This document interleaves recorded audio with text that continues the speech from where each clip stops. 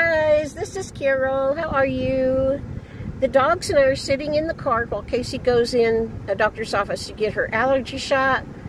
It's 100 degrees outside, so I'm sorry, you'll have to hear the air conditioner running. I want to tell you about a couple of books I read. This one is The Last Chance Library by Freya Sampson. I love this book and I hated this book, and I'm going to tell you a little bit about it. The story is great. I think the book was well written. You know, if you can't care for the characters, then you probably aren't going to want to read the book. She made me care about all of the characters in here. The main character is a girl named June Jones. She's 28. She lives in a very small little village in England. Her mother was the town librarian. And June wanted to be an author. She wanted to go off to the university and eventually write a book. But her mom got ill. I think she had cancer. I don't remember. But anyway, her mother got ill.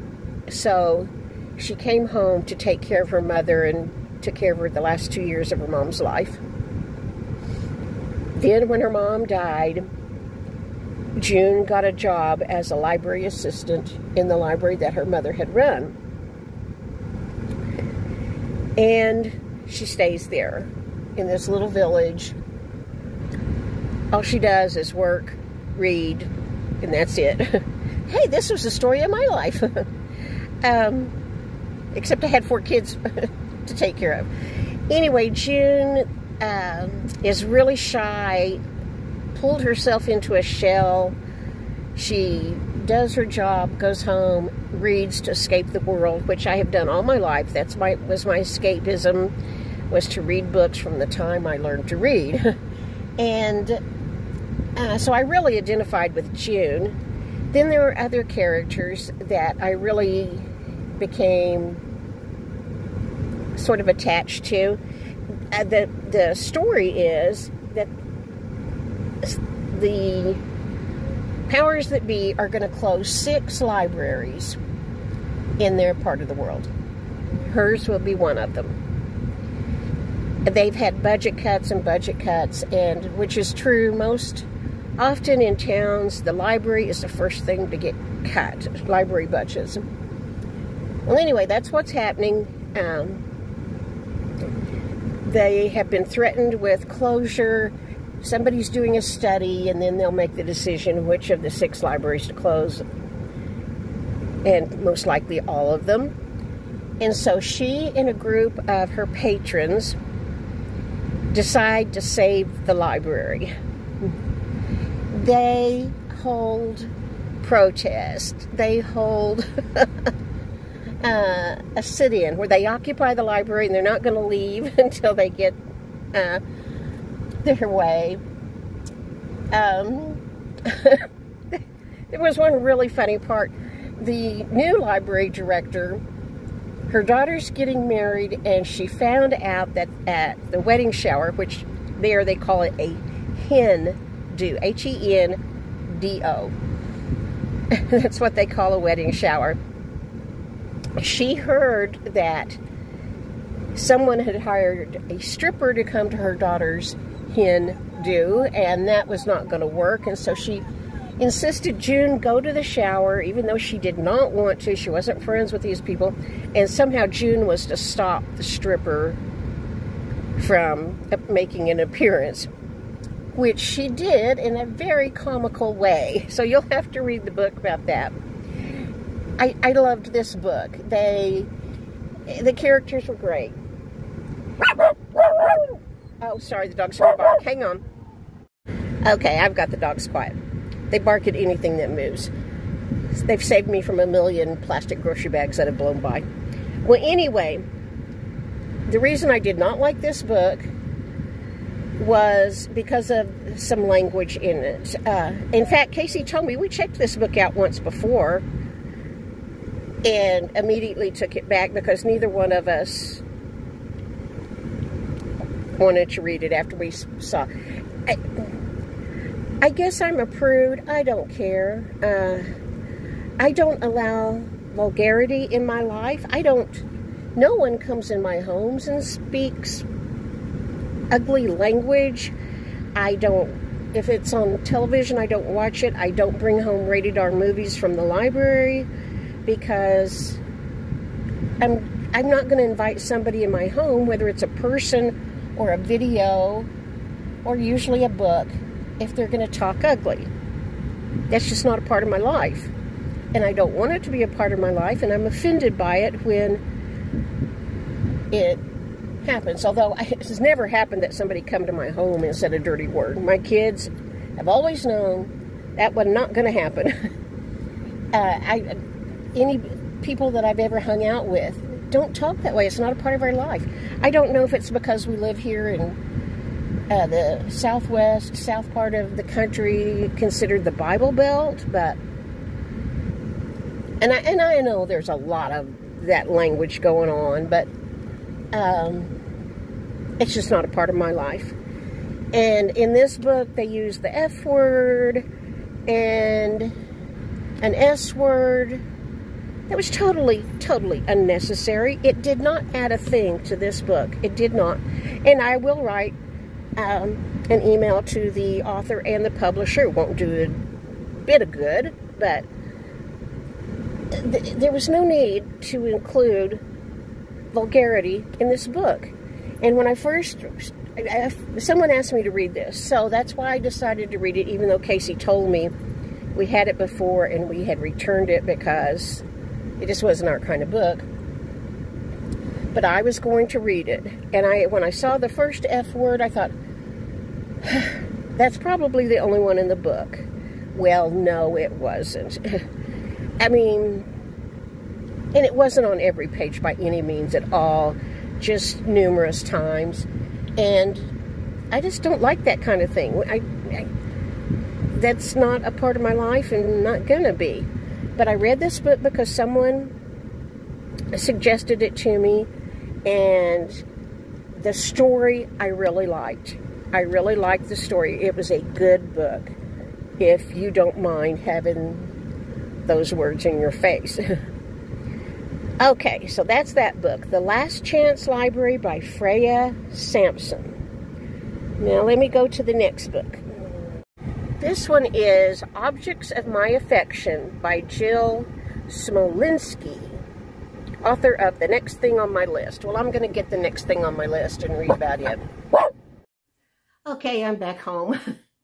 It was too hot to do anymore in the car, and Casey was through getting her shots. Sorry, dropped my book. This is my fluorescent orange shirt that I like. Okay, I'm not going to hold it up. You can't read it anyway. Objects of My Affection by Jill Smolinski. I really liked this book. I'm going to read you the blurb because I tend to forget things. Lucy Bloom is broke, freshly dumped by her boyfriend and forced to sell her house to send her 19-year-old son to drug rehab. Although she's lost it all, she's determined to start over. So when she's offered a high-paying gig helping clear the clutter from the home of a reclusive and eccentric painter artist, Marva Meyer Rios, Lucy grabs it. Armed with the organizing expertise she gained while writing her book, Things Are Not People, and fueled by a burning desire to get her life back on track, Lucy rolls up her sleeves to take on the mess that fills every room of Marva's huge home. Lucy soon learned that the real challenge may be taking on Marva, who seems to love the objects in her home too much to let go of any of them. A really good book. The main story is about her having this job to clear this woman's house. There's backstories, you know, there's the story of Marva. There's the story of Lucy and her son, and there's also a story of Marva's son. It just all intertwines, you know, and it's a really good book. I liked Objects of My Affection. Now, there was another book about hoarders, a hoarder, called Cluttered Corpse, and I did not finish that book. I'm sure it was a good book. I enjoyed the story as far as I got, but in it, the woman had an adult son who suffered with a mental illness, and she was trying to, Toby, don't get Molly. She was trying to deal with her son. That just hit too close to home. That just hit too close to home. When my kids were teenagers, they're 6 years apart, so at one time they were all teenagers, and me and 3 of them all suffered seriously with mental illness, and so it was a difficult time for me, especially for me in the condition I was in, to try to take care of my children who were, when puberty hits, if you are prone to have a mental illness, it just goes crazy. It's a very, very difficult time in their life. I don't know how many times a therapist told me if we can just keep so-and-so alive until they get to be about 21, and then everything kind of settles down. Anyway, so I couldn't read that book. That was just too close to home. But it was called Cluttered Corpse, and I think it would have been a good one. Okay, that's it about books today. While we were out at the medical area of town, Casey and I filmed some things for you. This is going to be a chopped up video. Just hang with me. You know, I live in a big city. There are doctor's offices and dentists and all that kind of stuff all through town, but there is a center called, well, there's a big park called Meta Park, and then there are acres and acres and acres of hospitals and doctor's offices and clinics and things like that in that area. And that's where Casey goes to get her allergy shot. So we filmed a little bit out there because it's a very pretty part of town. Okay, I'm going to attach some videos. After that, that'll be the end. Bye-bye. But here comes the videos. We're in the parking lot at a doctor's office, so I thought I'd show you what it looks like in Amarillo. I love this. Look, there's 3 bird baths and a big fountain over there behind this doctor's office. This is what Amarillo looks like. All of that over there, this is all the medical community. We have 2 huge hospitals. We have a heart hospital. We have a children's hospital. There are quite a few hospitals, actually, in the medical center here. And because Amarillo is not an old town, this is what a doctor's office looks like. Isn't that pretty?